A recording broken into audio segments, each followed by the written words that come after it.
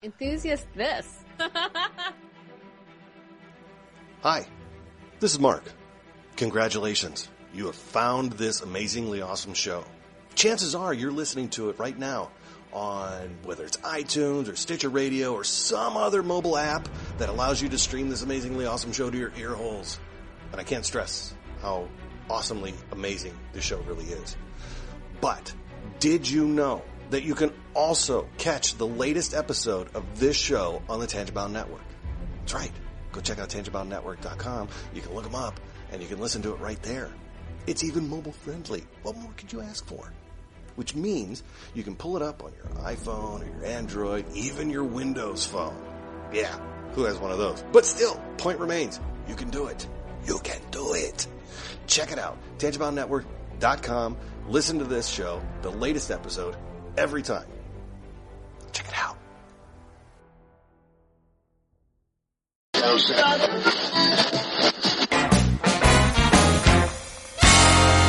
Welcome to the Wicked Radio Network.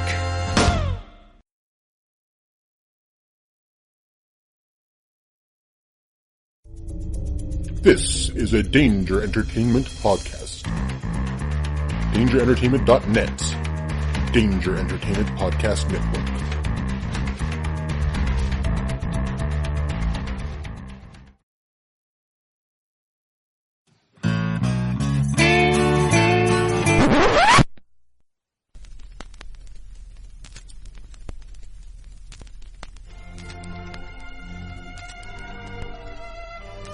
Salty Language presents The Enthusiast.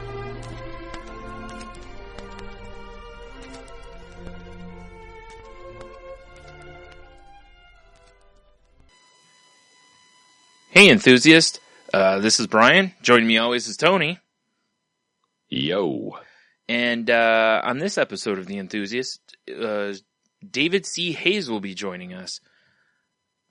He's, an author, an actor, I don't know, what else is he? I forgot. Producer, movie maker. Yeah. Stand-up gentleman. Sure. Yeah, we saw him standing up, so we definitely... Michigander. Yes. That counts for anything. Sure. We met him at the Source Point booth at Fantasticon a few weeks ago. Had a nice chat with him there, and we were like, hey, this has got to happen. So... yeah. You need to be on our show. You must go into our warm bosoms. And we embraced him. And oh, did we? He nestled right in. And nestled so much it goofed up Skype. Yeah, so unfortunately there's a couple bits where it cuts out. He was, great about it and repeated himself a few times for us, but so hopefully that's not too annoying for you, but hopefully you enjoy this, because we did. It was a good talk, and yeah, so here it is, David C. Hayes. So thanks for joining us, David. I'm not here. You're not here? No. Soundboard, I didn't hear Dummy yet. Oh, sorry. So thanks for joining us, Dummy. Hey, how's it going? Hey, nice to see everybody. Wait a minute. Good looking out there. Wait a minute. You're from Minnesota now? I don't know. Sometimes I slip into Palin when I'm bored. Oh, wait a minute. Hey, giggity. Yeah, right? Oh, that's how we do there. Phrasing. Yeah. This is, we ran into, this young man, teen heartthrob David C. Hayes at, Fantasticon when we were yapping at the Source Point Press lads. And, we struck it up fairly well and had some good laughs, until you had to run off for personal reasons. Yeah. You mean the wife? Yes. Yeah. Yeah. The wife. She's not here tonight, so I get to talk. Oh, all right. Yeah. Okay, good. Nice. Finally, we can badmouth your wife. No. Oh, fine. Kidding. If you want all the good zingers on my wife, I usually copy them down from bathroom stalls. Now, were you the ones who wrote them originally? Yeah. Right. I'm not that inventive, you know. And there's no royalties in bathroom walls, so I'm not really that interested, you know. Oh yeah, that's true. That's true. Yeah. Now, I would think if, the amount of stuff you've written that you would be an excellent bathroom stall poet. In my earlier days, I probably would have. Now that I spend far more time in the bathroom than I used to, for various age reasons, I've lost the love of bathroom poetry. So it's the great irony of my life, where I could really be the best due to just exposure. I'm not, though. I could be like the Wadsworth, pun intended, of the bathroom poets. Right. Well, I mean, are you distracted by the phone too, right? I haven't. So you guys use your phone in the bathroom, right? Who does? You're sitting there, you get some quiet time. I take about 3 iPads in with me. Just in case the batteries start dying? No, I have them all going at one time. I mean, I'm like Professor X with Cerebro when I'm in there. See, if the batteries are dying, you need to drink more water, son, because that's just taking far too long. Sure. Mind your own business. Guard you can bite on. Yeah. I read a study once that you remember when restaurants used to have those little mints by the register? Mm-hmm. Well, apparently they're coated with the awfulness from a restroom. Ooh, nice. Because people would come out after they're done, they don't wash their hands, they dip into the mints. I can only imagine what's on our phones and devices now from prolonged exposure. Nice. That's why I lick my phone clean all the time. Yeah. That's how I stay healthy, man. I'm staying ahead of this Zika virus and stuff by just licking my phone all the time. Yeah, you got to give your immune system a test every once in a while. Yep. It's like a portable Cleveland steamer. Genius. Yeah. There you go. Wow. Man, you're setting trends. Yeah. Setting trends. Mm-hmm. It's actually the app he's trying to develop, the Cleveland Steamer app. It is, yeah.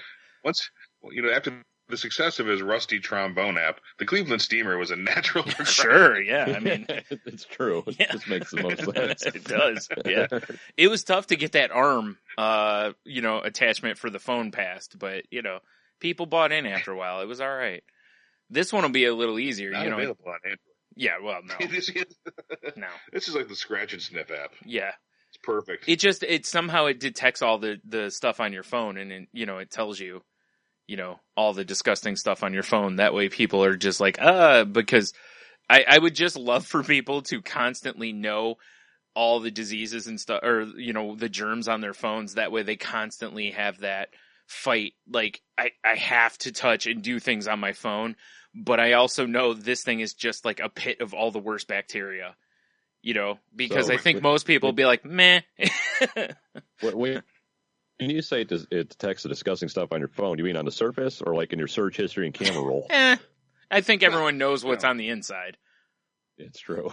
Since the government has a real nice. That's well known. Oh, what was that? A real nice what? It cut out on us there. Sorry. Oh, it's the government has a breakdown of your search history already, so sure. It's a nice representation of where you go, what you look up. Mm-hmm. Stepping on nuts. Let's see if there's images. Yes, images. Stepping on nuts. Of course there is. Boy, I'd hate to think of what the government thinks of me. Well, they're not knocking on your door yet, so potentially harmless. Mm-hmm. Yeah, mm-hmm. So true. Far. Yeah. You're probably on a watch list, but, that's all right. Well, yeah, because, the podcast, they got to watch it. You're in some office pool, governmental office pool. Like, I wonder what he's going to do next. What's he's going to jerk off to next? I don't know. $5 says Irish cathedrals. All right. Yeah. Let's do this. Yep. Well, you got to be off. You got to be at the end of your jerk off rope if you're jerking off to cathedrals. It's kind of dick shaped. Wait. How come what you're searching for is dick shaped? Wow. You run out there. Once you get to the end of the internet, Brian, what are you going to do? You're still not searching for anything that's like lady shaped or anything? You're just going there's a lady shaped cathedral. There could be. I mean, there's there may be. Yeah. I know what those priests are into. Once you run out of things to fantasize about sticking yourself in, Yeah. Then it's the other way. You got to Elliot and Ouch. You got to phone home sometimes. All right, fair enough. All right. That finger was glowing.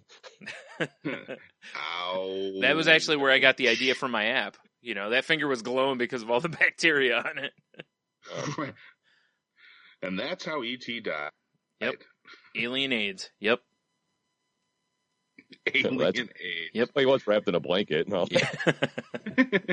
He looked pretty He sickly. turned out Drew Barry.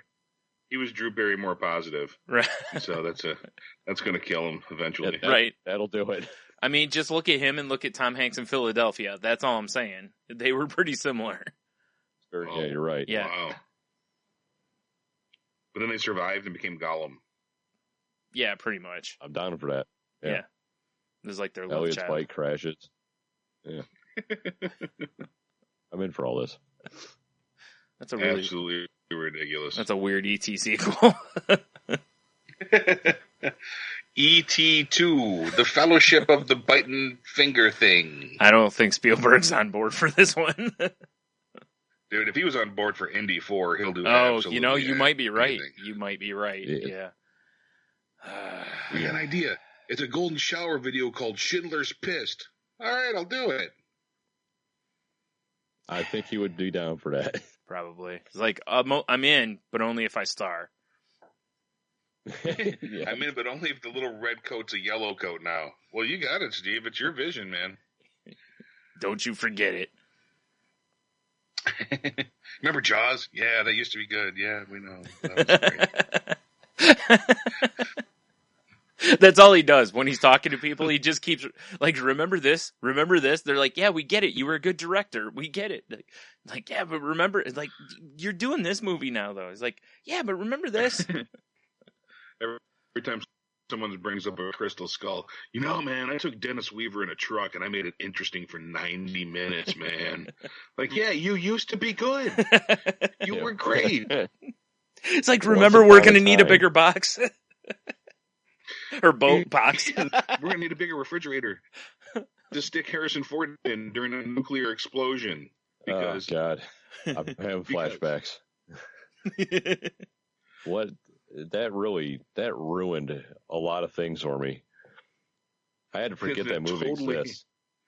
totally ended your Temple of Doom spank routine with the ripped out heart, didn't it? Probably not. Exactly. It probably didn't. No. well, for like 2 weeks. Yeah. You know, if that heart's not there, that leaves this big cavernous opening that sort of lady looking. I don't know. I've never banged a sucking chest wound before. We're gonna call that one Heart Punch. Right. Right. Hey, All right, to baby. Urban Dictionary. Hey, baby. I am totally writing that down. Hold on. If Edward Lee can do header, then we can do Heart Punch. Right. Kalima. Kalima. That's terrifying, is what that is. This stuff. This is too scary And for that was me. PG-13 too. I know. I know, right? That Back and the in the monkey day. brains and pregnant snake and all that jazz. Delicious. Chilled monkey brains. Mm-hmm. Mm-hmm. So, And that horrible Kate Capshaw music. And a That's grown the man, horror part. running That's why around it's with a boy. PG-13. What? Kate Capshaw singing. Yeah. That was yeah, terrifying. I mean, it should have been NC-17 because of that, honestly. Anything goes. Well, it's like she's here. Just like it's actually, you know, I am Kate Huh. around this fat suit, so no one recognizes me. What a scoop. Call TMZ. Wow. Done. Kate Capshaw living in corpse of fat man.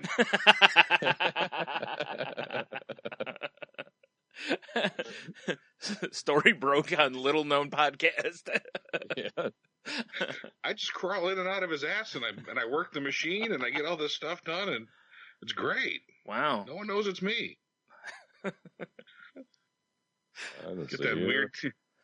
The only one that knows is that little Asian kid from Temple of Doom. Oh, good old short round. Yep. Short round, you know. Yeah. He's always calling me from the Goondocks. Hey, you know, let's go out and have drinks. Oh, no way.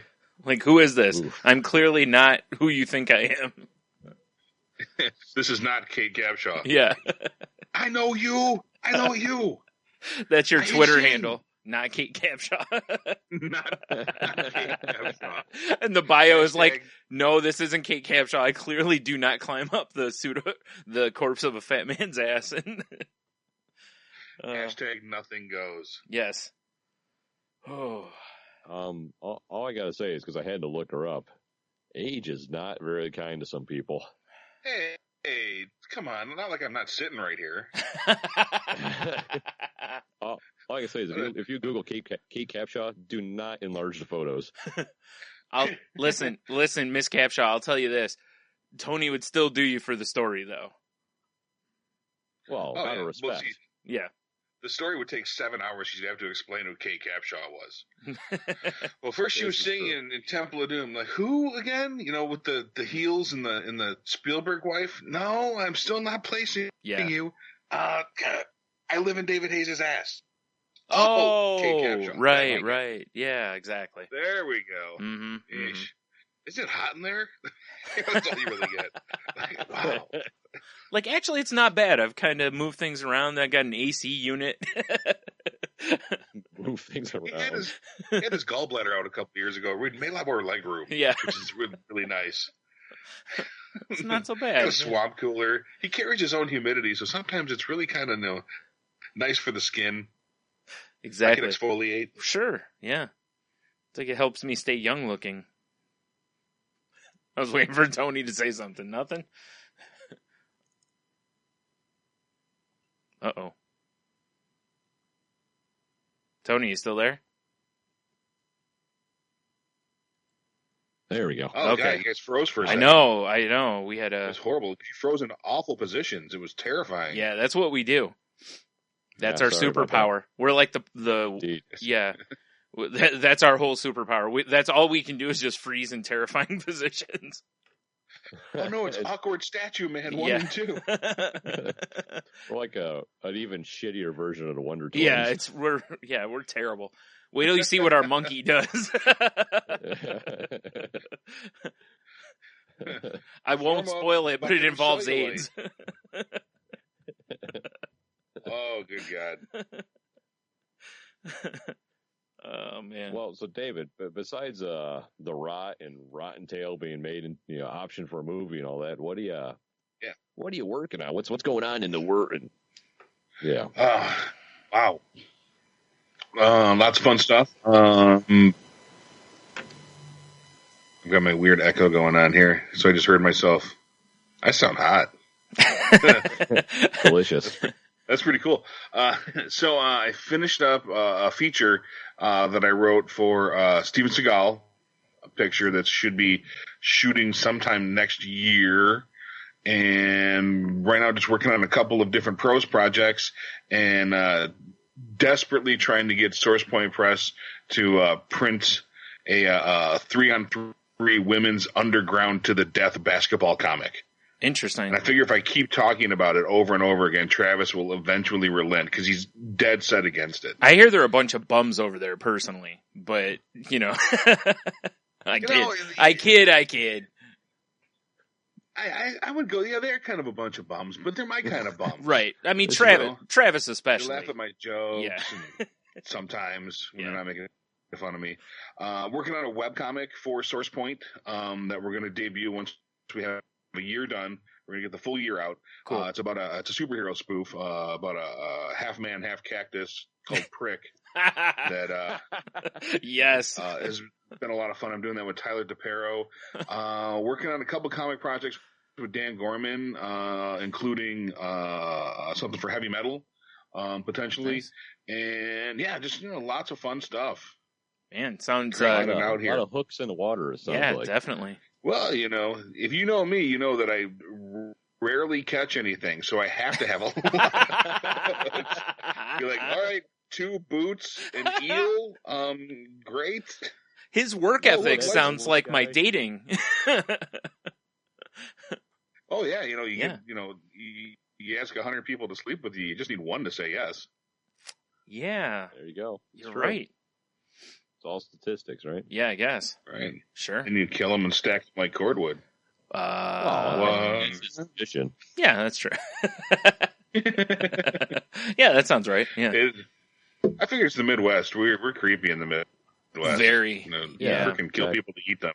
So. Yeah, that's true. Yeah. Well, and it helps when you ally yourself with, again, people like Travis. So, I mean, I'm kidding. For those who may not remember, former enthusiast guest Travis. Yes. Was it McIntyre? I always forget his last name. Travis McIntyre. Something. I just like to big time him. That's all. I think it's Irish.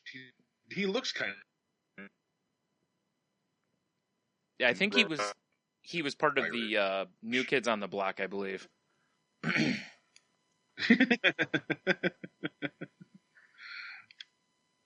Wow, the old New Kids. Yeah. I'm pretty sure he was. I got nothing for that. No? You're hanging tough on your own on that one. Yeah. Wow. Nice. It's because I got the right stuff, man. I got the right stuff. Oh, good. Oh, baby. Love it. Well, I'm out of this conversation. Stop acting like you don't have the discography. Well, let me look at my phone real quick. Yeah. On my most recently played. Your power list. Yeah, exactly. I didn't even know Menudo was in iTunes. That's awesome. They aren't the bootleg Menudo though. Yeah, all the live concert cuts. Right. I was gonna say they aren't. Tony just has all of their stuff. Yes, including a whole 2 shelves of VHS bootleg Menudo concerts. Definitely. He's got like recordings oiled, if you know what I mean. Oh yeah.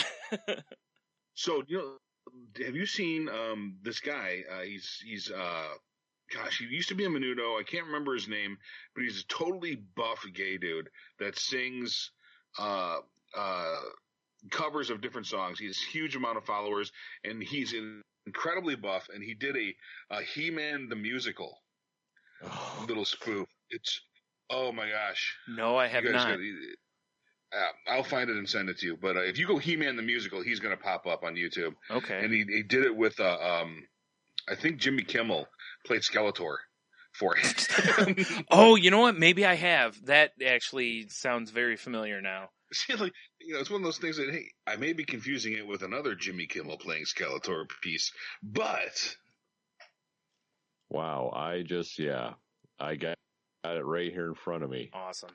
Hi, my name's Adam, Prince of Eternia, and if you don't like it, I will totally take it from you because I am giant and buff. That sounds accurate to the cartoon. Yeah. Yes, really exactly. I have one affection. And this is my trusty sidekick, Cringer. Mm-hmm. When I wave my massive sword aloft. Well, he loves it that everyone's running around with, fur underpants on. Yeah, but who doesn't? I mean, well, that's true. We're all wearing fur underpants. Seems really hot and uncomfortable, to be honest. When I'm wearing no underpants, I'm wearing fur underpants, if you know what I mean. I do. Yeah, indeed. I actually made a movie once where I was in fur underpants. We tried to do a 24-hour feature, and it's called Desert Man Beast. And I just ran around the desert in Arizona killing people in these fur underpants. Now, was this a snuff film or? It nearly killed me. Does that count? Close enough. The tagline was 30 corpses, 1 man beast, 0 plot. So nice. You get what you get in that regard. Right, sure. Did it meet all these goals?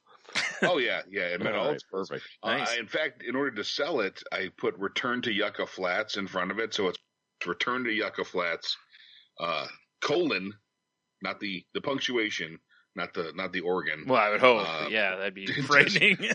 but there's some colon in it, just to let you know. Sure. Only when the fur underpants slip down. Well, no, we actually have one. Oh wow, I didn't even think about that. Yeah. That would have been genius. Sure.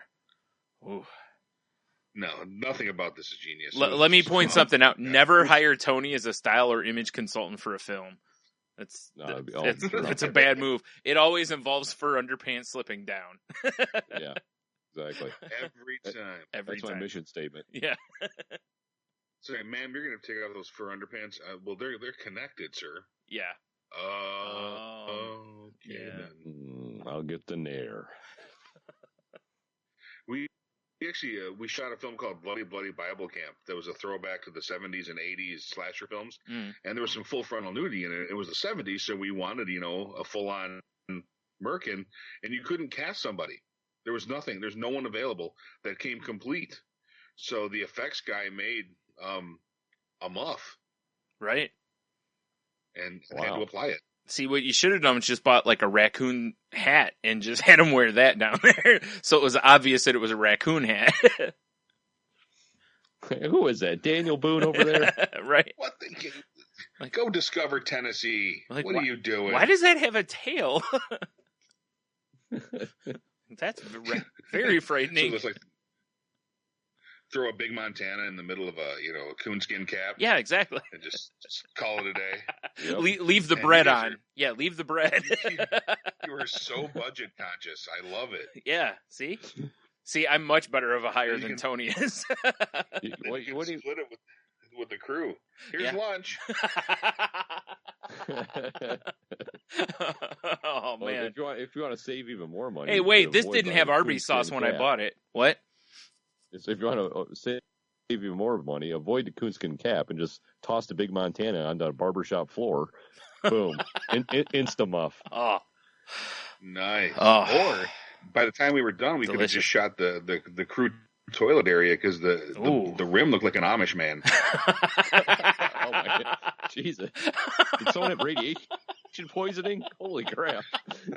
It's a lot of people. Oh, my God. Like, oh, man. Wow. I felt like I was going to raise the barn after it's looking like, oh, Jebediah, let's go. Wow. That is a graphic description of a toilet. Yeah. Wow. It is. Thanks. Yeah. Wow. Somebody's got some shedding problems. They should probably get looked at for sure. Yeah. On location. You never know what you're going to run into. Yeah, I bet. Wow. Oh, yeah. Speaking on location, you when we were just doing a little pregame, you were talking about shitting in the woods. Oh, yeah. Holy crap. We did this movie called Backwoods, and we did it because I fit in this prom dress we found. Sure. So we decided to write, okay, so this killer runs around in his mom's old dress and, in the woods. And it's a real low budget, one of the first things we ever shot. And we're in the woods of Illinois. And I got to go. We're shooting all day long. So you go 300-400 feet inland, and you're at a completely different location. So I figured this would be kind of safe. I wasn't used to the hem of a dress being in the way, though. Don't lie. So no, I really wasn't at that point. That was the first time. You were just used to skirts before that. I get you. It's okay. It's all right. Just chaps, man. I was a chaps guy. Sure. All right. So chaps are utility chaps. They can just on and off, whatever you need. Fair enough. But I accidentally hit the hem with dropping those kids off at the pool, and I didn't notice, of course. And as I strolled back on set, there was it had to be pointed out to me that I was bringing some foreign substances back to the show. I think it adds to the character. It did. The character is it's safe to say you'll never see this movie. So the character was a genius representation of really, pulling a metaphor. He's a metaphor for life in general, for the love of the woods and the love of his mother. And the dress was yeah, fuck it. I just shit on the dress by accident, and it was really embarrassing. I was with you. I went to art school, so I was waiting for the artist statement there, and then you just shit all over it. So, yeah. I guess. Maybe that was the point. Yeah, exactly. Maybe I was shitting all over the artist statement. Yeah. And it really wasn't real dress shit. It was just shitting on the faux artiness of what we were doing. No, it was that you just had a blowout, so... It really was. It was like we had this greasy chicken, and I'm like, fuck it. Whoops. Shit the dress. Now, so on the IMDb for this movie, is that in the trivia? that someone shat on the dress? No, I'm surprised it didn't make it.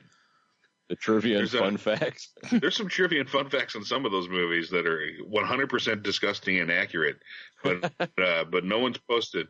We did get in this movie, we had the cops called on us because someone said that we were gang raping a woman in a tent.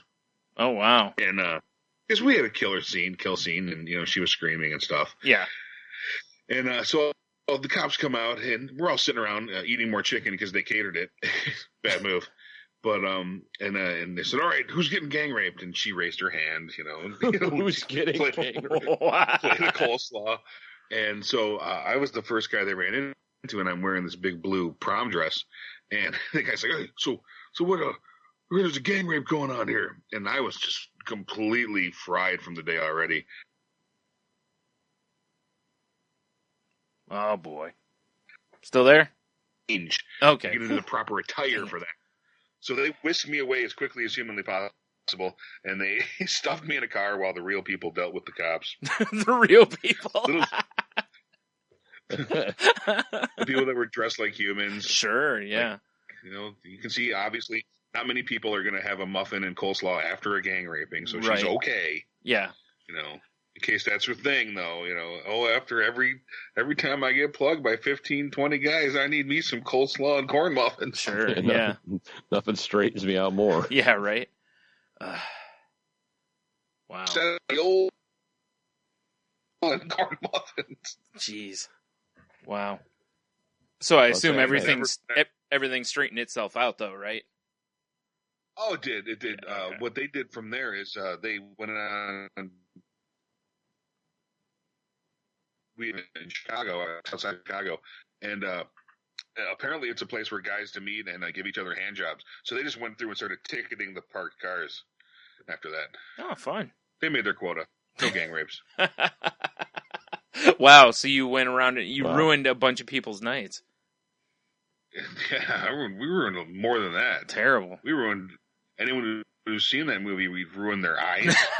And quite possibly marriages, if you were dumb enough to watch it with your significant other. Okay. Well, I gotta ask. Well, what's someone listening of yours that they should watch? Oh yeah, lots of fun stuff. There's a Bloody Bloody Bible Camp. It's tons of fun. That stars me and Reggie Bannister from Phantasm, and Ron Jeremy plays Jesus. So that's pretty awesome. flippin' hilarious. Machined is a great one. That's out from Lionsgate, and the sequel Reborn. Cool. Those are cool little straight horror films. A Man Called Nereus is out now, which is a metaphysical sci-fi action comedy, and it's just completely trippy and bizarre. All kinds of fun stuff. There's Dark Places, which is a film I made a bunch of years ago. That's kind of my homage to a Lovecraft and Innsmouth, nice. Which is a lot of fun, and quote unquote fun. It's really kind of horrific. So much fun stuff out there. I don't do many films anymore. I stick to comics and books now. But yeah, if you're gonna have a viewing party, don't watch Backwoods or Blown or any of the other. We had one great movie that we shot in the late 90s, and then lost it. We lost The Master. It was a horrible vampire comedy called Blood Orgy of the Damned, and we lost The Master. And then 10 years after that, my producing partner and I were teaching film in Arizona together, in Phoenix, at a college. And we found The Master. I'm like, oh my God, we found Blood Orgy of the Damned, the worst vampire comedy ever made. And when we put it in, there was no audio. It was completely corrupt. So what I did was I screened it in a theater in Phoenix, and I hired an improv troupe. And they came in, and they did all the voices and the sound effects and the music, and they turned it into like a singularly piece of genius, much better than we ever did. And it was that one turned out really well for one of the fiascos. So Blood Orgy of the Damned is another great one you can find on the Amazon. Oh, nice. That's really cool. That's awesome. I love the idea of bringing an improv troupe to make up for the lost audio. That's great. Is a great idea. Yeah. I was kind of thinking I should probably do it every time, since it turned out so much better. Yeah, right? Yeah. Oh, man, I screwed up the audio again. Better call those guys back. Right? Oh, shucks. Yeah. Like, hey, Kyle, I need your help again. Yeah. So, what got you into, making movies, writing comics and books and all that? I mean, what did you do before all this? He wore prom dresses. Before all this. Yeah. No, that was during. Oh. I went to school and I got an English degree. So it's kind of like going to art school. You know what it feels like. Yep. And so I ended up, I moved to Chicago and I was writing standardized tests. So have you guys ever took the Iowa tests in school? The reading comprehension was my fault. That explains why we passed them. No. Yeah, there you go. That's a shot at all of us.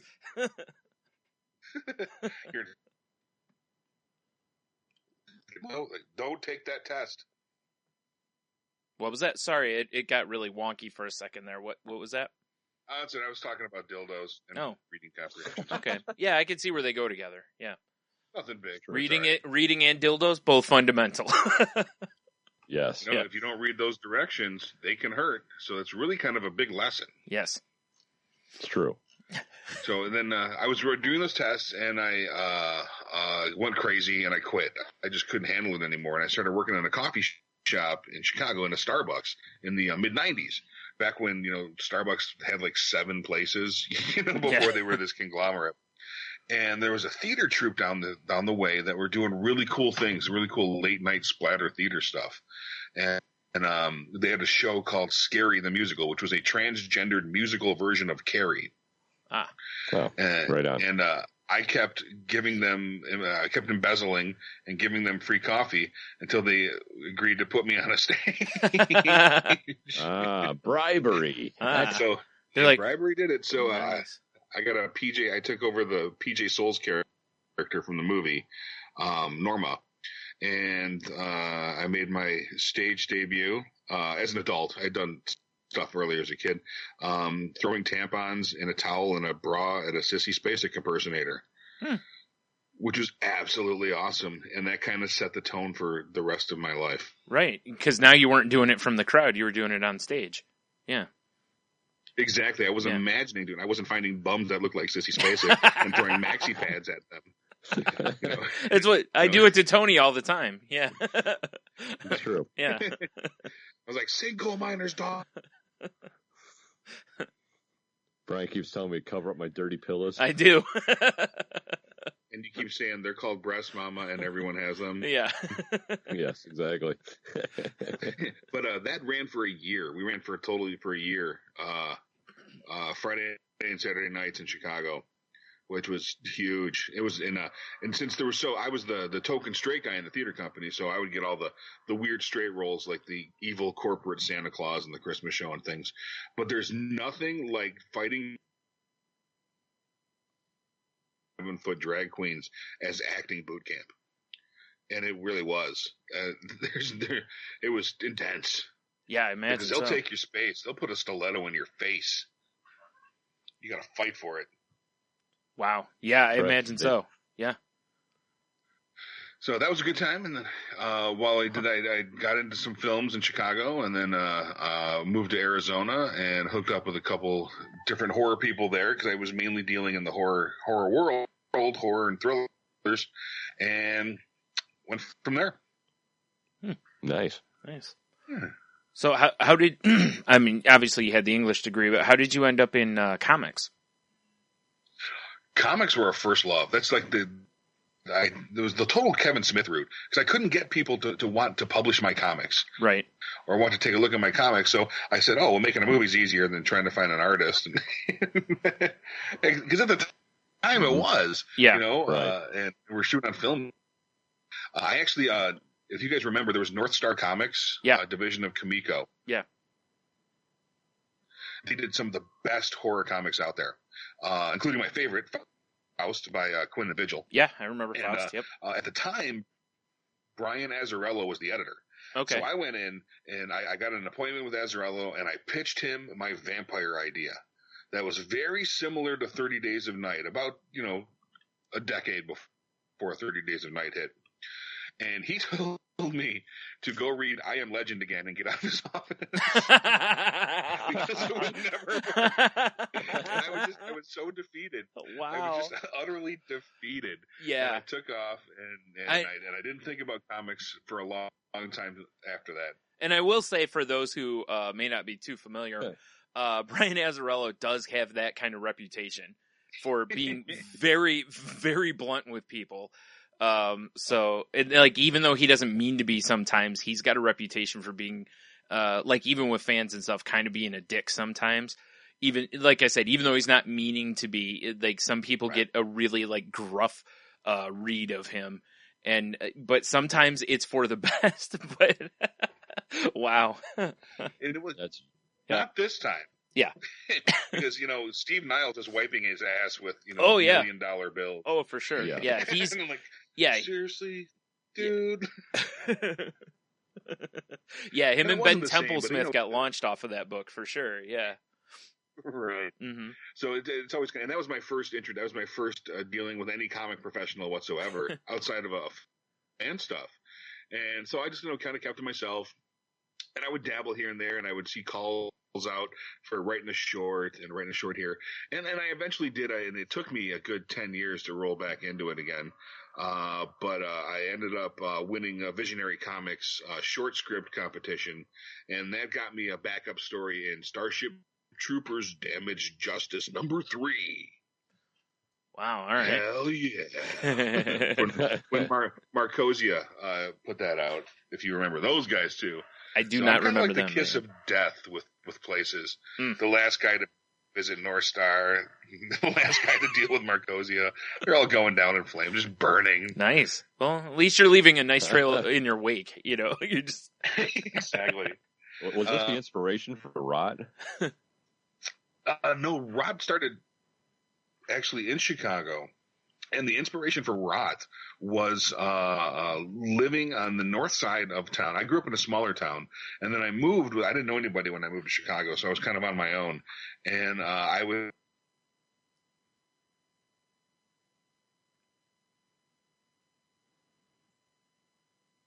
and this concept of anything can happen around here, and anything can happen at any time. And I would ride the train for hours, because it was fascinating to me, the people you meet on the train.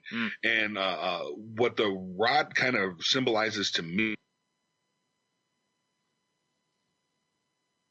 completely and great and wonderful, all wrapped up into one, can go unnoticed in a place like this. Because there's so much happening all the time. Yeah. Sure. And really, that's what it is. It's kind of like it's hiding in plain sight with the fate of the universe in the balance. Okay, sure. Right. Yeah, that makes sense. So, see, Art Guy? I think once, maybe twice. No, I would hope so. Because well, I mean, everything I do starts with a metaphor. That's how I create. The message starts first, and then I kind of shape the idea around the message. For example, my novel Cannibal Fat Camp, it's exactly what you think it is. It's a bunch of fat kids in a fat camp, but it's a treatise really on body image, and I just kind of wrap it up in awfulness. So maybe someone gets a message whether they think they are or not. Right. And by the end, they're like, hey, eating kids at camp is perfectly okay. I understand. You're advocating cannibalism. Sure. Weird fat kid sex with, a pulled Kevin sandwich is kind of cool. I kind of dig that. A pulled Kevin sandwich. You have the right sauce. It's perfect. Yeah. Oh yeah. Well, he's kind of gamey to begin with. Yeah. That's the best part about a fat kid. When they're eating each other, they're all so well marbled that it's really kind of like a delicacy. Yeah. So they can't wait. Like, who's dead next? Yeah. So well marbled. Every cut's like a ribeye steak. Just salivating, watching the other kid become more and more sloth-like. Yeah. Oh yeah. Well, there's a part in there that's like that where the eventual, it's Lord of the Flies kind of on crack. It's full of Atkins for. Well, sure. I mean, well, yeah. Like you said, you got to get the message out. For sure. It'd be funny. You just write this horrific book, and in the back it's just like, "Buy Atkins." sponsored by Atkins. Yeah. Ever seen a fat crack whore? Didn't think so. Right? Atkins friendly Boom. snacks. Exactly. That's what it's all about, getting that marketing out there, you know? You have like the author's picture and it's you holding like an Atkins friendly bar or something like that. Just a pork chop, Sure. you know. Natural Atkins. That'd be a great author's picture. You just taking a bite of a giant like turkey leg or something. Just I like to have a nice bone-in chop. yeah, right. Hold it like a lollipop. For sure, yeah. Something you can suck the marrow out of. Right. That's, Absolutely. Yeah, that's definitely a strong idea. I don't think I've ever seen one like that. So that's how all authors should be doing their shots. Yeah. I'm taking your idea. I'm going to go to the next Ren Fair I find and get one of those giant turkey legs the size of my head and just dig in Game of Thrones style. Yeah, that's how it should be done. Forget these boring ones where it's just, you know, trying to look contemplative or just looking straight at the camera. Forget that noise. You know, it's got to be something awesome like that, or Look at you know, me in my Abercrombie sweater. yeah, it's got to be something like that, or like gnawing on your own arm or something. I don't know. You know, My current author photo has a rubber chicken in it. Does yeah, that count? yeah, that's good. I like that one. Yeah, acceptable. Yeah, I'm just tired of seeing these Next time, ones where chicken the- leg. Yeah, Big one. yeah, Just chowing down. exactly. Maybe you know, a nice jacket with the elbow patches. And the elbow patches are garlic bologna. yes, very acceptable. Wait, Awesome. are we talking about a meat jacket? Yes, Why can't we have meat jackets? yes. I agree. Now we're Well, talking. We can't have them for long unless they're some sort of a jerkied or preserved meat. Son of a bitch. Me lapels. Yeah, we can work on this. We can get this right. Meat jackets, all right. Yeah. I'm writing that one down too. You guys are a font of good ideas. Yeah, that's what we keep getting told. It's just we Yeah. we're just idea guys. We It's just too never bad we don't do have any anything. ambition. Yeah, yeah. We need some doers to meet up with us because we're like, here's all these ideas, but we're not going to do anything with them. We're just gonna let them stay here. Yeah, I think consultant. that's what it is. We should open a consulting agency. This is exactly what should happen. Salty language consultant. Right. We can wear fancy meat jackets and Indeed. What smells like corned beef? Oh, that would be me today. that would be me, I thought sir. it was chilly out, so I put on the corned beef. Yes, indeed. Nice beef jerky belt. Like, sir, you've had great ideas, but I cannot focus because your jacket smells delicious. It is far too breezy out for turkey. Let me tell you. Yes. Yeah. Do you have one of those jackets in Turkey? Be like, sir, it's after Labor Day. What am I, a savage? Like, come on. Sheesh. Don't you know fashion? Now I can see why you need us. Yeah. Meat fashion.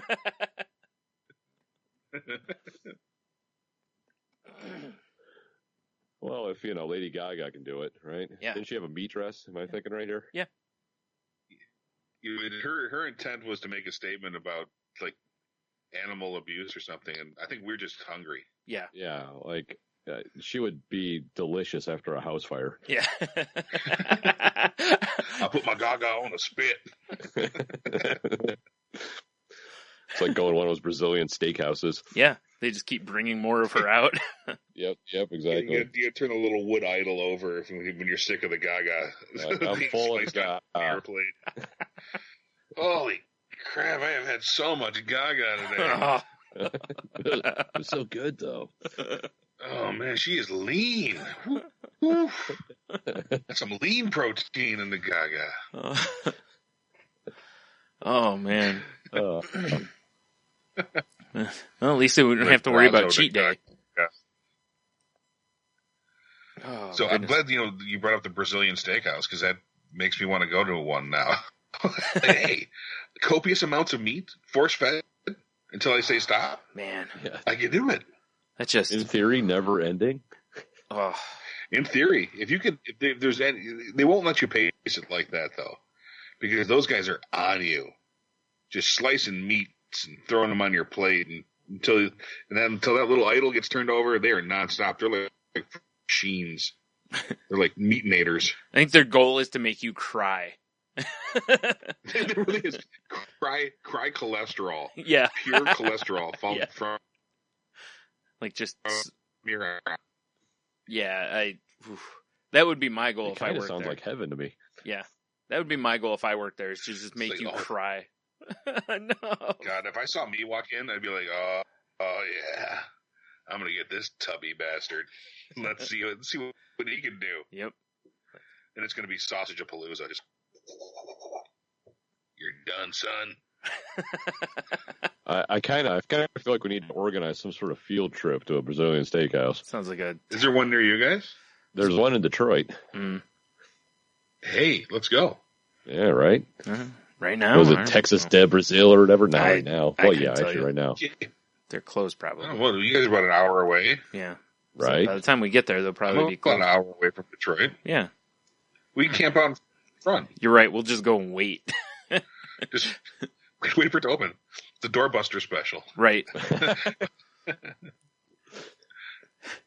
It's Black Saturday, right? Come on. They just show up. Open. They show up and we'll be like, "Do you serve breakfast?" They're like, "Go away. We don't open for 3 more hours." They just come after us with a broom. We have to cook the meat, sir. Not necessary. No, you don't. Get.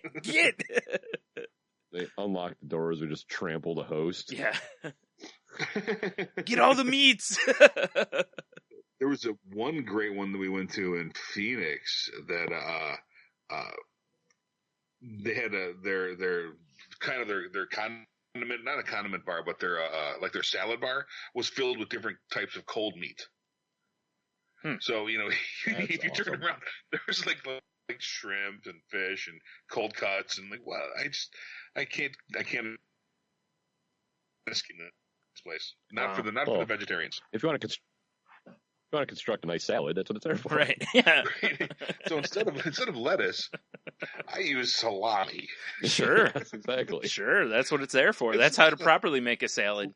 Nice bed of salami. Bed of salami, some Parmesan cheese, a little Caesar dressing. Boom. That's a salad right there. Croutons for roughage. Sure. Yeah. And then lots of water, because what do we learn? Don't shit on your dress. Yeah. Dude, if I went to a Brazilian steakhouse and then shit on the dress, then we would have had to stop shooting. Oh. Because that would just, wow. Yeah, that dress would be done. Horrible. Yeah. Oh. Well, it would have been like, who put the demon tail on David's dress? Who is this? Oh, Jesus. Oh, jeez. Like, why is there a small boy riding David's dress back in the woods? No doubt. It'd been like, someone get some casing. Yeah. There's got to be an enzyme or something to take care of that. Oh, man. Swarms of flies are just all over the place. Oh, sounds horrific. Yeah, it does. I love it. It's wonderful. Man. Well, obviously you love horror stuff. Do you have a favorite horror movie or? Halloween, 1978. The original Halloween. By John Carpenter. Right. A nearly perfect film. What did you feel when Rob Zombie reshot it? I felt nothing because I disavow its existence. Right. That's fair. That's fair. Yep. All right. So yeah, I did see it though, and what a douche! That guy's just a douche. Fair enough. That's fair. Yeah. How do you feel about the the remakes of a bunch of the horror movies? For the most part, they're really horrible and unnecessary. Yeah. Right. Yeah. And what I know the concept behind it is to introduce the stories to younger people that won't watch the original films and can't take a lot of times the grittiness and the non-CGI-ness of it, but it's really just a piss poor attempt at remaking things that don't need to be, like the new Nightmare on Elm Street, for example. Yeah. That was horrible. Absolutely horrible. Freddy Krueger, Robert Englund, still terrifying. Yeah. Meet him in real life. He's the nicest guy on the planet. Still freaks me out. Because it's Freddy freaking Krueger. Right. Right. And so newer generations, they don't have a real concept of what horror is. And if we want to get into the thick of it, what really pisses me off. I was hoping you'd say the meat of it. Damn it. When we get to the meat, yes. the meat and gristle and the bone of what we're talking about. All right, that was too far. Is that modern horror doesn't create character empathy. We don't care about these characters, and therefore we don't care if they're in danger, and therefore we have no cathartic response, hence not horrific, not horror. Very true. Yeah. Gore for gore's sake doesn't really matter. That's why Halloween, the original one, is so important. Yeah. Because we care about these characters. There's absolutely really no blood in it, and Carpenter scared us with blocking. Where he positioned actors terrified us, and it still holds up. There's no reason to remake it. You know, there's a short list of really good remakes. I would say Carpenter's The Thing is a really good remake. Okay, yeah, that's that. Cronenberg's The Fly. You know, updating it to the age we're in. So that was in the 80s, the land of excess. You know, we updated these things from the 50s to give it that 80s punch. And what we've done in these new remakes is we're updating to our current age and we're dumbing it down. And, making it palpable for, millennials because, everything has a freaking trigger warning at this point. Yeah. That's true. That's totally fair. I haven't seen a lot of the remakes, but the ones that I have seen, you're totally spot on. Like that's exactly how I feel about them. Like I watch them and I'm like, yep, that was something. Like I almost have no emotional response. Like as far as like I have no draw to the movie. I'm just like, well, it was a movie, kind of a thing. There's an hour and a half. Yeah, basically. I saw some tits at least. That's the thing. I'm trying to sell it to myself. I went to go see the Halloween remake in the theater, and I go to movies by myself because I really enjoy that, and no one else wants to go see the things I want to see. Anyway, so screw them. And I totally fell asleep. I literally fell asleep in the theater in the 2-hour chase scene between Laurie Strode and the now humanized Michael Myers, who has an awful tragic backstory and can be reasoned with like he's not some kind of killing machine, making him so unscary. Yeah. I'm waiting for the like Michael Myers in Therapy series. That's what I can't wait to go see. In group therapy with that Freddy Krueger that didn't really kill all. Yeah. Wow. I kind of want to see a group therapy of all these classic horror movie characters in it. Mm-hmm. I want to see it with the remake characters. Yes. If we saw it with the classic characters, they would just be like throwdown. Yeah. That's all it would be. It would just be one great melee. And but yeah, with these other guys, can you imagine the simpering?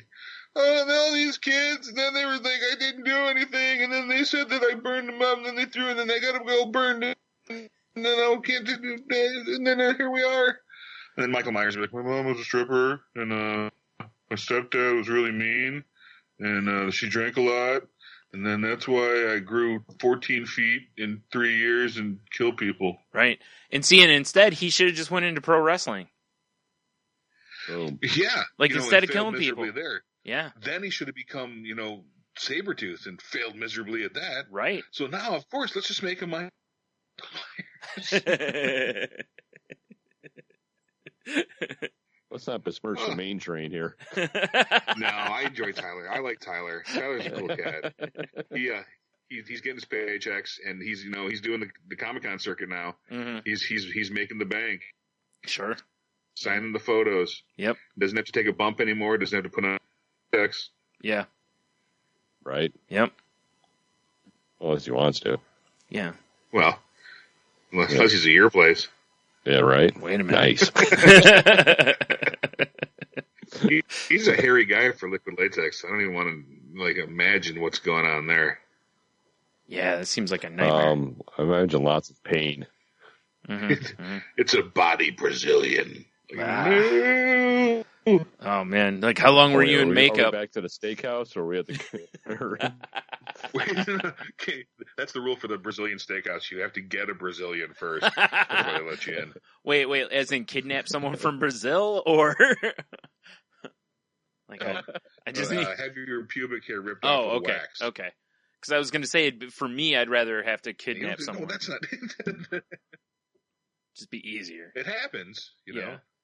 There's always a spring-breaking stupid American. Yeah.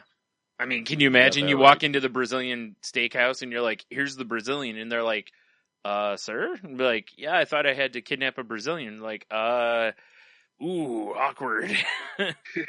No, we take money like other places. Yeah. Like, whew. Just put them in a corner of the other one. Yeah, like, hold on, let me see if I can get the ransom. So what do you guys think that is, actually kind of Skype the past in modern times? Skype is being horrible, so could you repeat your question? Oh. What do you guys think is a good modern horror movie? Quality. I don't really know. I honestly haven't seen a lot. My sister was living here, and she used to bring a bunch home, so I'd kind of watch whatever she brought home. And most of them I honestly found meh. Where you could kind of just see it, see a plot kind of coming a mile away, or it was, I don't know, it was more like jump for jump's sake or gore for gore's sake. And I'm just not into those kind of movies. I never have been. I'm like you were saying with like Carpenter and Halloween. I've always been more into I'd rather just a movie just psychologically scare the hell out of me than just see, someone get hacked to bits. No, I'm fine with those movies too, but I'm just not, know. So I don't know. I don't think I can really name one because I can't think of one off the top of my head. So. I recently, Let the Right One In was great. Okay. That was a good flick. Yeah, it's in my Netflix queue. I haven't watched it yet because I'm. Yeah, it's in mine too. Highly recommended. Okay. And then It Follows, and I saw Krampus recently, and that was a lot of fun. Yeah, that one I want to see. Yeah. It's like I like Penny Dreadful as a series. Deaf ears. Damn you, Skype. Boy, we're just... Are you still there, David? I am. Okay. All right. Were you just not responding? No, I heard Penny Dreadful. Okay. And I didn't know. I waxed poetic on Penny Dreadful. Oh, okay. It was some genius shit that we'll never hear again. Oh. So that's lost. But, that's in the ether. I thought you were just talking about dildos or something again. So yeah. There he goes with his dildos again. So I was saying that horror TV has a really cool renaissance right now. Right. Genre TV is making big waves, and with stuff like Penny Dreadful is great, and I think Dexter, the first few seasons started a curve, and they're picking up where the X-Files left off, and even before that, Kolchak the Night Stalker. So yeah, Penny Dreadful is really fun. I dig that. I dig The Walking Dead. Not so much Fear the Walking Dead. That's kind of like the most boring show on television. Totally agree. Yeah. Man, and again, it's because I don't care about anybody. Yep, same here. I have no empathy for them. There's no danger if I don't give a shit if you die. Yep, that's what I said after season one. I'm cheering for all of you to die. Yep. So, but there's one big reason that's not working, and it's not Robert Kirkman. I think this does not have the Scott Gimple factor. He is not on Fear the Walking Dead. He's not the showrunner. Oh, okay. It could be. I know it's paced very differently on purpose and stuff. It was supposed to be more of a slow burn show. And I watched the first season. I was like, oh, I'll watch, because what was it, 6 episodes, 8 episodes, whatever it was. And I think 6. And I was like, I just don't care about anybody. And at the end of it, I was like, there's too much other good TV on. If I don't care by the end of a season, I just don't want to commit to a second season. There's too much other stuff I'd rather watch, Right. I forced myself through that first season. Same here. And I finished it. Yeah. And then I gave the premiere of the second season a shout. And I was like, ugh. Then I even went so far as to listen to the guy in The Walking Dead, the lead guy, the Travis guy. And I'm like, you know, I'm sorry. You're about as personable as my nutsack. So, done. I'll take your word on that. I haven't met your nutsack and don't plan to. Well, so, well, you'll end up stepping on it one day. Everyone does. It's one of those, passages to royalty. Sure. You're gonna have to do. Who left all that? Oh, jeez. Like being That one knighted. smells like Parmesan cheese. Holy shit! Right. But yeah, there's so in. Boy, Hannibal.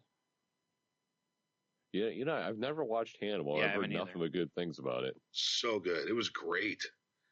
There's a very few things that I wait for it to see, and that was one of them. Then Netflix has got some good shows, so it's out there. TV is out there. It's really genre TV is eclipsing genre feature films. Yeah. At a brisk pace. That's what I was saying. Like with the Fear of the Walking Dead, I was like, there's just too much TV out there that's good. That if I don't like something, I've even gone to where it's like if I don't like it, I'll just move past it, and then later on, if people are like, no, really, you should have stayed with it, maybe I'll go back. Like I've done that with a few shows, and I even did that with Dexter because I kind of liked it, but I was like, I kind of left it, and then I went back to it, and then I ended up watching all of it. So and I just read the other day, I think they're supposed to be bringing it back. Which I don't know about that. Yeah, they're gonna bring another season out. Who knows? We'll see how that goes. But yeah, it worked for the X-Files.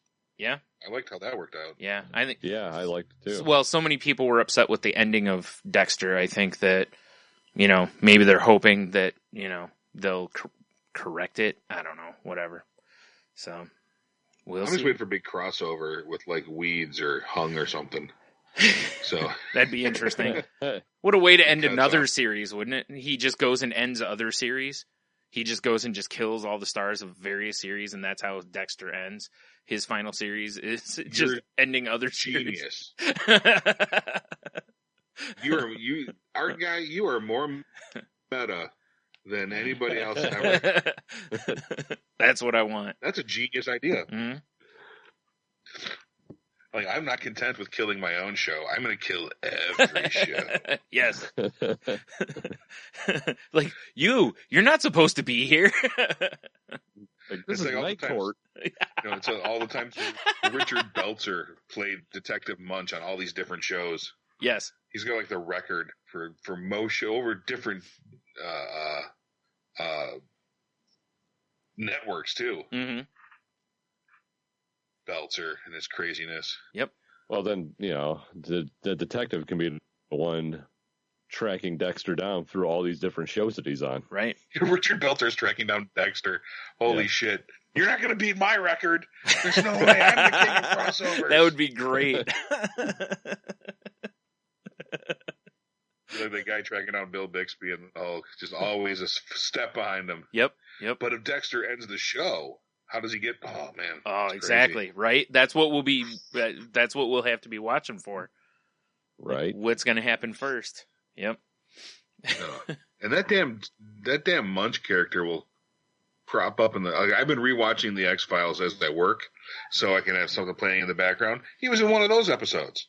It's in Homicide, Law and Order. That Munch character gets around. Mm-hmm. Makes sense. It's good to beat a belt. It is. Really, the belt. I'm sure he has a belt buckle or a T-shirt that says that. I'm sure he does. Whether it says the belts or it's good to be the belts, I don't know. Nice silky underpants. Right, it's his belts buckle. Oh God! If he doesn't sell that on his website, he's an idiot. Again, idea guy. I'll call him tomorrow. I would buy a belt buckle. Yeah, I'll call him tomorrow with the idea, Tony. We'll get to work on that. That'll be our first consultant work. Perfect. Like, you don't know me. I think the Meta TV show. Yeah. You have to get with Showtime or somebody. Yeah. And pitch them the Meta TV show. Oh no, it'd be really easy in comics. Yeah. If you want to end your comic series, you need to develop a character, like a Punisher-esque character or a Fool Killer sort of thing, and just hire him out. Yes. Are you sick of writing your book? Well, you can, for the low $100 fee, you can use series killer. That'd be so great. Character. I was, as you were saying it, right before you said it, like, I think we had the simultaneous thought, because I was having the same thing, but with TV shows, that instead of canceling the show, Dexter just comes in and ends the show. Like, that's how they start ending TV shows, rather than these TV shows that are just having their final seasons, like normally. Right. Like, when they're like, okay, we're gonna Dexter this show. Like, that's how it's gonna be referred, because he's gonna somehow come in and it's over. He's killing the main character that's not ever supposed to go or whatever. And, like, Tony, and it's gonna just setting them up to... What was that? I interrupted. Oh, no, go ahead. I apologize. No, it's fine. Go ahead. I'm such a dick. It's okay. I had a brilliant idea where, like, you could end the Jeffersons by putting a bunch of bodies in the dryers of the dry cleaning place and sending George up to go to jail. Yeah, exactly. Yeah, right. So just, he just is setting up patsies or killing the main characters. Just being really cool about it. Sinking the Love Boat. Sure, the name of the show is The Canceller. The Canceller. Yep. Or something to that effect, because that's what it is. Once he shows up, it's over, And then the show start breaking. The show. Yeah. Yes. Yeah, exactly. Yep. And the characters on the show realize it. Like, once he shows up, like, then they break the fourth wall and they're like, "Oh no." Well, who was the cousin in the Brady Bunch?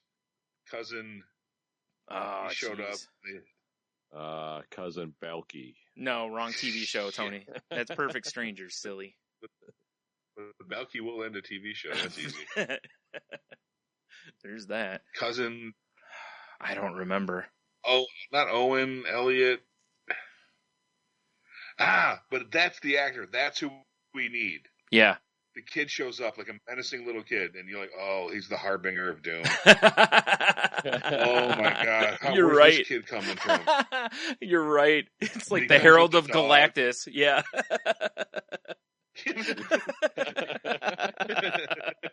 A pint-sized silver surfer. Yep. Oh, no. Show up. So, Rick Grimes and the crew are battling all these zombies, and the kid just stands in the middle of the road. Yep. Like, you have been chosen. Like, oh, man. Son of a bitch. Rick just looks around at the rest, and he's like, quit wasting the bullets, guys. We're done. Rick just turns it on his head. Like, this is it. Yeah.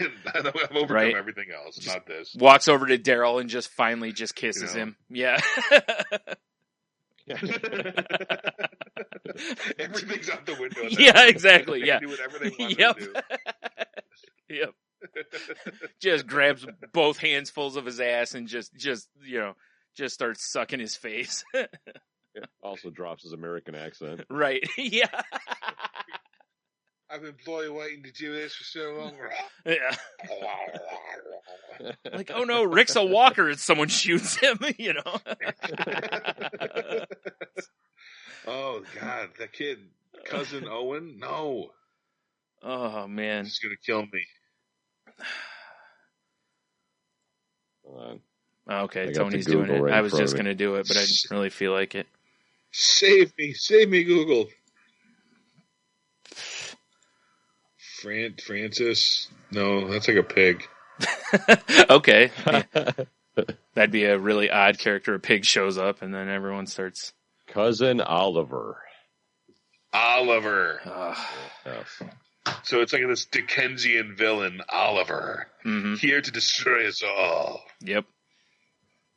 Just so shows we could up. send him we could hire him and send him to shows like Fear the Walking Dead. Yeah. Like he can just come out on a ski-doo and firebomb the boat. They all explode. He rides off in the sunset, wins an Emmy. Sure. Well, who else is going to win an Emmy? I mean, if he keeps killing them all. Right. It's true. And the Emmy goes to Cousin Oliver. Again. They show the audience and there's no one else. Everyone's dead. Yeah, it's just him. But the only good part is he's banned from pay cable. Yeah. Oh, that's all right. We'll do the Cousin Oliver movie about all the shows. Nice. He'll just play all the parts. Cousin Oliver, when he shows up. Mm-hmm. That that jump the shark thing. No, that was bad. But Cousin Oliver was the doom. Oh, the bell was ringing at that point. Yeah, and it's a tried and true thing. I mean, those kids with the different strokes had to bring in that little ginger kid. Yeah, a bunch of TV shows have done that. Die. Yep. A bunch of shows bring in that extra little kid, and you're like, well, this is the end of this show. Yep, exactly. We got to up the cute factor, gentlemen. Nope. How about you just learn to write better? Or bring in new writers. Or maybe it's just run its course. Yeah, exactly. Yeah, just let it die. Just let it die. Yep. See, I have a theory on why Walking Dead works so well, and it's because they're following the MASH protocols. The way MASH worked and the way these people dealt with different being placed in this awful situation, having to cope with it, and they're following on with the same pattern as the same emotional dynamics. Of course, there's no zombies in MASH, and it's a little funnier. Yeah. But I think that's why it's working so well. Yeah. Yeah, I could see that. That makes sense. Because it's very true. Because it really isn't about the zombies. It's about the people. And just like MASH wasn't really about the war, it was about the people and their reactions to the war, or the environment, So, yeah. Mm-hmm. Yep. Exactly. And exactly. Yeah. And then, they're throwing their different big bads come in. They got to deal with different people. And then you can lose a character too. Yep. Like Henry, that was a big death. And things like that. So, yeah, I think a lot of people don't ascribe to that, but that's what I'm going, playing the long game like MASH. Yeah. Yeah, I can see that. Mm-hmm. Mm-hmm. And Fear the Walking Dead's playing the short game like your shit's going to get canceled soon because you suck.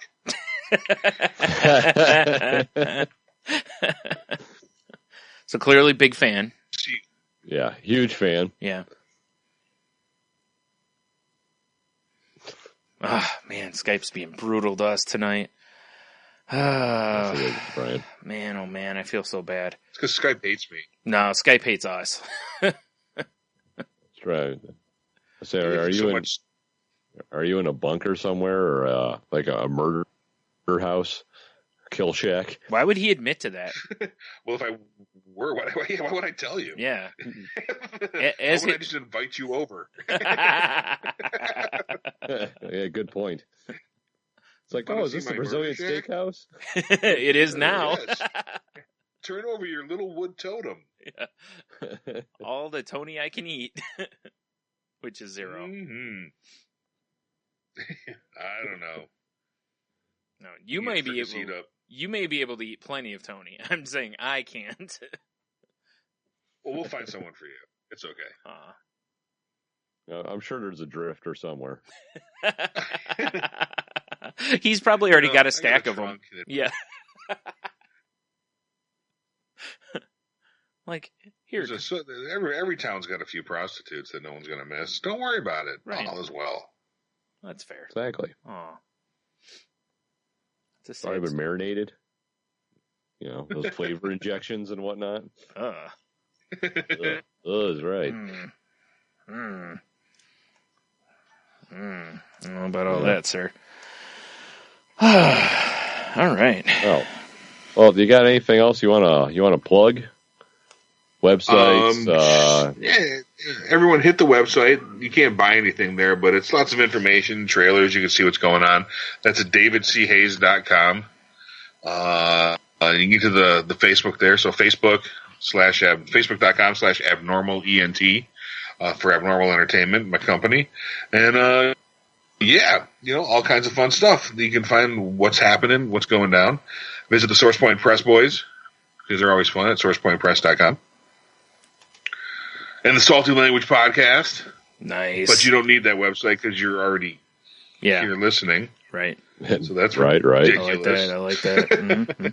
Mm-hmm. As far as where do people go to buy your comic books, sir? Right now, you can get everything at the SourcePointPress.com website or see us at a show. They'll be in previews this summer. Awesome. So your local comic shops will be carrying the run of the Rot. Maybe not Rotten Tail. Where jury's still out. Previews is a little bit of a stickler, but the Rot will be in there as well as other SourcePoint titles. And keep an eye out for a couple of new books. I got a new novel. Oh, geez, and it cut again.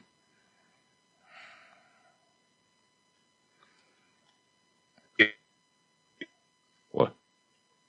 Oh, man, this is brutal. Yeah, tonight. I'm here. Okay, so what? Right. So you have a We new got a new novel? novel. What was it again? Jeez. The new novel is called America's Next Dead Model, and that'll be out later this year as well. Okay, awesome. I'm Now, assuming you can get all your other books on Amazon and whatnot, right? Oh, yeah. Just search David C. Hayes on Amazon. All the movies and books are right on there, too. Beautiful. awesome. All right, sir. That's awesome. We'll have all the links that as I've written them down and such in the show notes. Also, Tony will post them on the website, also on saltylanguage.com for Reads everybody. at saltylanguage.com. Mm-hmm. So, all right, cool, man. Well, Appreciate it. yeah, we appreciate you hanging out with us for a little bit. Sorry about the Skype, man. This has been brutal, so we'll have to do this again at some point, and hopefully it'll work out better, or, we'll have to join you No. in a murder bunker somewhere and see if we can't get this worked out better. We got that steakhouse field trip. Oh, yeah, right, yeah. Steakhouse field trip. Sure. So in September, we're going to be doing the Dark History Con, if you guys are interested. It's in Southern Illinois. It's like a true crime and horror convention. That sounds kind of cool. It does, actually. It is. It was kind of, I didn't go last year, but they said it was a great time. So Interesting. I had not heard that. road trip. We'll have to get on our pedal bikes and ride. Damn straight. One's with the big wheel. Nice. That's what I like to hear. Yeah. All right. So, yeah, like I said, thanks for taking time out of your busy schedule, as we heard earlier, and spending some time with us. So, My absolute pleasure. Anytime you wish. excellent. Right, I'll just call you tomorrow then. Might as well. I'm not really doing anything. What you I'll just be doing? Yeah, exactly. Laying in bed. What you doing right now? What you thinking wearing, about? Tony? I know calling you guys. What are you wearing, Tony? Do you have to be wearing that? Want to step on my balls? My one sock? No. I got a flip flop on, and I think I'm wearing a hangover pretty well. Oh, okay. We can work with that. That's a good look. Nice. It is a good look. It is a good look. Yeah. So again, thanks for joining us, and yeah, we'll talk to you down the road, sir. My pleasure. Thank you for having me on. All right, take it away, Annalise. I really like having my nuts stepped on.